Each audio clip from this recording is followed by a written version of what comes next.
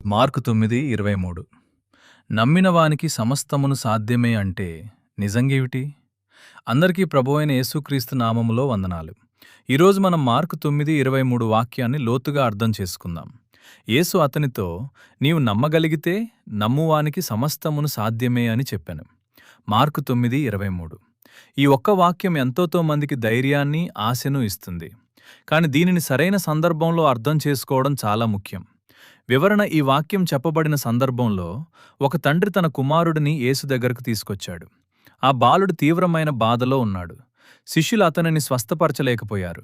ఆ తండ్రి యేసుతో ఇలా అన్నాడు, మీకు సాధ్యమైతే మాపై కనికరపడి సహాయం చేయండి.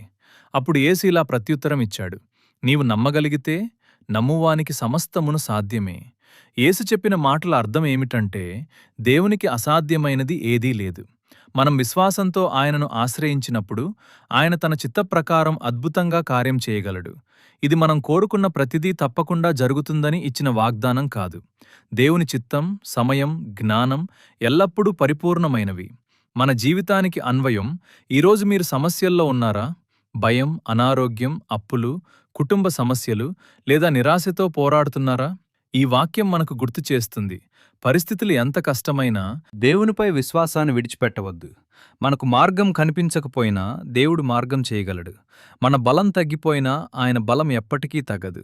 ముగింపు: మార్కు 9:23 మనకు విశ్వాసాన్ని పెంచుకోవాలని నేర్పిస్తుంది.